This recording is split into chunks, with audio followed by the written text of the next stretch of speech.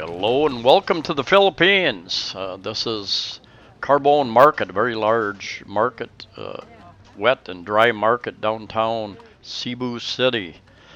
And this is the walk going there. Was rather busy in part of Carbone Market that particular day, which was a holiday, day before Easter. And lots of people down there buying goods for their Easter celebration, I suspect, and going forward. Anyway, on this video, I'm going to give you a little bit of a tour. That was USC, not University of Southern California. But we have lots of universities and colleges here in Cebu City, as well as many cities in the Philippines have colleges located in them. Even smaller cities have college campuses. Many of the roads are blocked off right now. These Grab drivers told my friend, who I gave a camera to, that they've been staying pretty busy delivering food. And the Grab taxi type drivers have pretty much been shut down because of the present situation. Some of the banks are open, some of the banks are closed.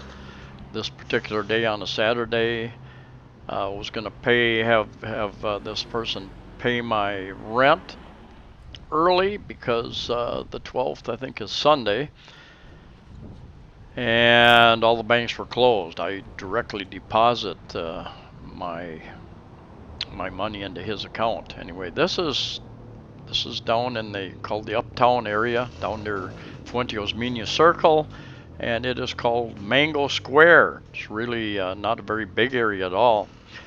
2.5 years ago or so, used to be a lot of bars down here, and the former mayor didn't care for the area or the reputation it had, I believe. And anyway, a lot of the bars were shut down. This all used to be one big open bar down here. They had a couple others. They had a bunch of nightclubs in the back. There are still some nightclubs, discos in the back.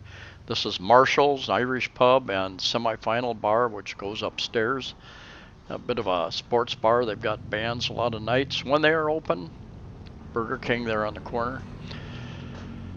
But Mango Square has changed drastically. It's more of a eating area anymore.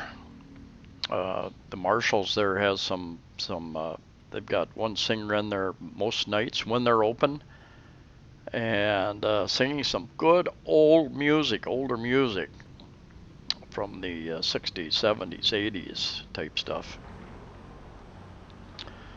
And we're getting down here, see that sign, room for rent. That's where you'll find a lot of your cheaper rentals, just putting feet on the ground. And this is Fuenteo's Nia Circle up here.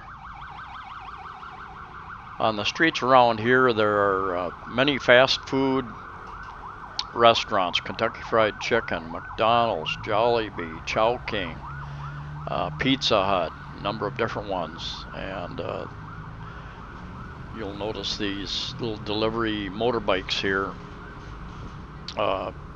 Staying busy apparently.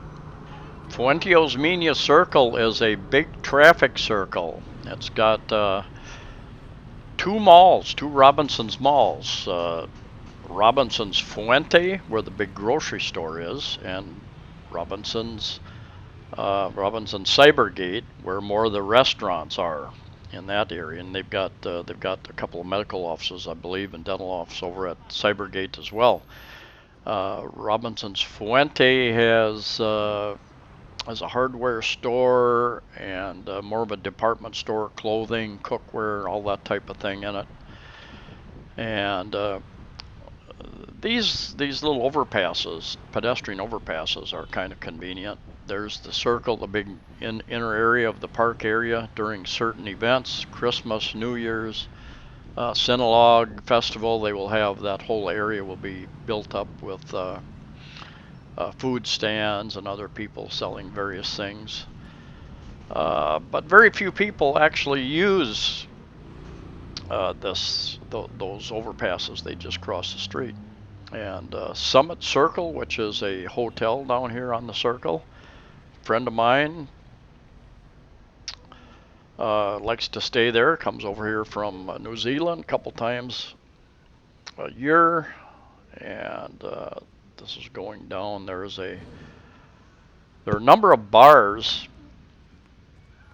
on side streets off of Mango Avenue, and this is one of them. We'll down here another block or so off to our left. There is a bar called 301 Ramos, and they have a new owner, an Australian fella.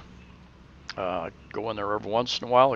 They make a good burger and probably the best pulled pork sandwich I've found in Cebu City, and in fact they're almost impossible to find here. So if you want a good pulled pork sandwich, if you know what that is, and many of you do, some of you don't, but very flavorful. They put coleslaw on it. So if you don't want the coleslaw on top of your meat, just be sure to ask them that you don't want it.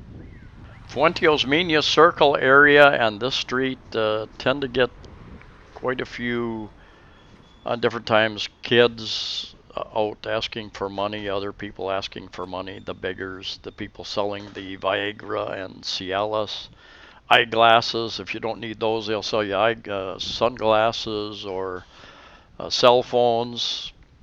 Just about anything you want, you could probably get out there on the street any given time. But pretty quiet around here.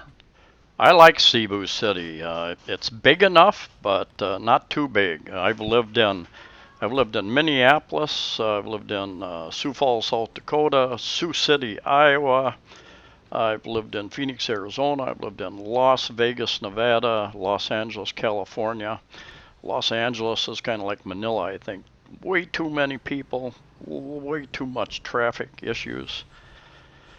And Cebu City has its issues. You know, the roads were never designed for the amount of traffic it has presently. They are adding more and more modern buses.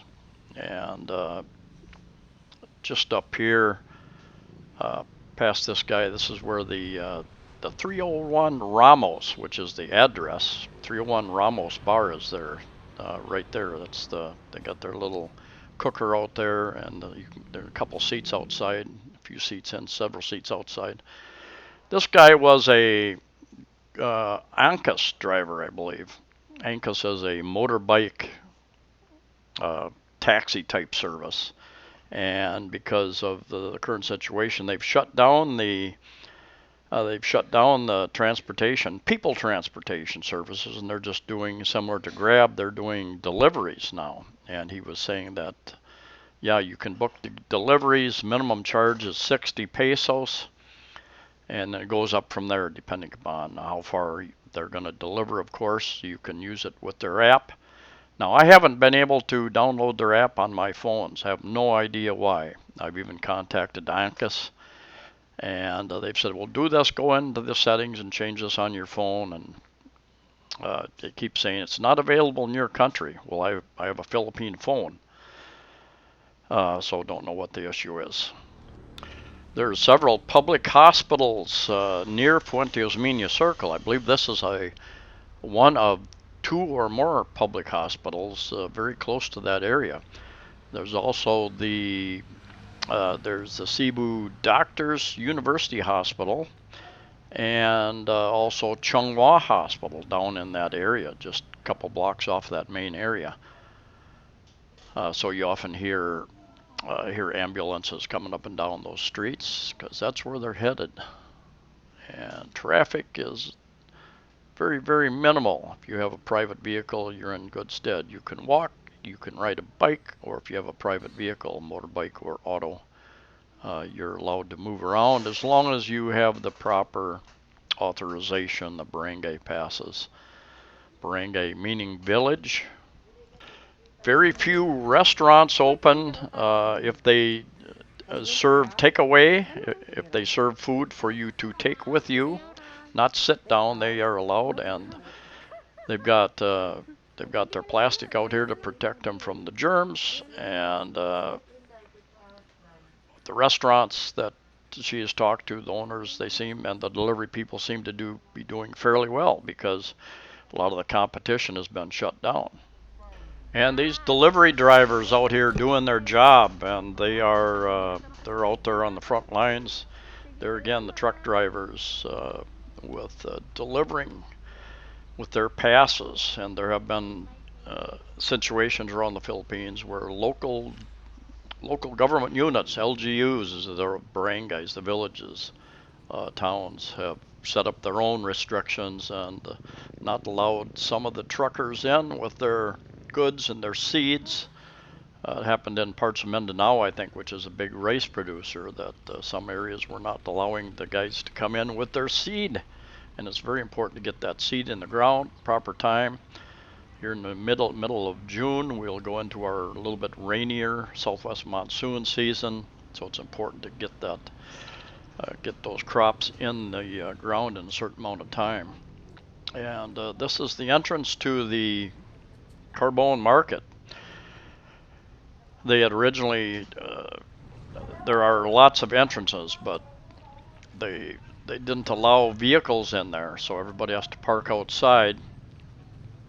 And my friend walked about 3 kilometers, about 2 miles down there, because no taxis, no buses, no hobbles, and walked down, and not the entrance she went in a week ago was closed. That was the exit now, so she had to walk all the way around to an entrance area, and they did that because people with vehicles were not respecting the rules. They were driving in anyway, and excuse me. So they just shut it down. They made it more restrictive, more difficult for people to get in and out of the area. So even the delivery trucks, I understand, they have to park outside and then hire a cart to push their stuff in. The eggs, 220 pesos for 30 eggs per flat. They're about a little over 7 pesos per egg. Those are larger eggs than what we usually buy in the stores. Come from Bantayan Island, big egg producer up there at Bantayan Island on the north end. And quail eggs. These come from Talise City, big quail farm down there just south of Cebu City. Forget what the price were on them, but she asked, how do we cook these? He just said, you boil them, then you have a hard-boiled quail egg. And then this is the busy area. There were a couple areas that didn't have a lot of the stalls were shut down, but this particular area was quite busy, well stocked. Most of the prices were in line with where they had been in the past. Spinach was a little bit higher. Spinach, instead of being 40 pesos per kilogram, was 80 pesos per kilogram, I believe. So 80, and per kilogram, there's 2.2 pounds per kilogram. But lots of good-looking fruit. You can usually vegetables in here, and you can usually, anytime I go down there, I save about 200, 300, 400 pesos versus the supermarket, depending on how much you buy and what types of things you're buying, of course. And this guy gets his coconut deliveries twice a week, I believe. And he sells that. She bought the coconut milk, the coconut water, plus the meat for 25 pesos. I usually pay 30 pesos out on the street for it. But these guys are pushing their carts up and down the streets. And then she thought there was a bus available, but it was a holiday, Saturday before Easter, so the buses were not running. And so she got to walk with 2 relatively heavy bags, 3 kilometers. That building, the tall building there on the left, that may be block residences. I'm not absolutely positive. More of a student type condominium unit, not really dormitory, more condominium style. But a lot of times they'll pack 4 people into one of those smaller condos. And BLOQ is the way you pronounce that, spell it. And I've done a video about, I went into their model units, took a video in their model units, BLOQ condos. They've got, I think, 2 or 3 different locations in the Cebu City area. I suggested to my friend that, if she wore a bikini or something, she would probably get lots of offers from private vehicles for a ride. She didn't think that was funny, though. Hopefully we'll see the economy loosening up and at least starting to move in a more normal direction in the next month or so. In the next few days, they're going to be doing some mass testing in the Philippines, so we'll see what happens there. Right now, there's more and more hospitals being set up with the proper test equipment, but still, you can only process so many. I think one of the hospitals, the main one here in Cebu City, can process about 25 tests a day. That was a week or two ago that I read that, so they may have increased it substantially since now. But anyway, it's a lot of work, a lot of time, a lot of risk involved. And then you're dealing with different types of tests. You're dealing with false negatives, false positives. Anyway, thanks for watching. Please like the video, share the video, and subscribe. Safe travels to you all. Stay as safe as you can and healthy as you can out there. And I'll see you next time.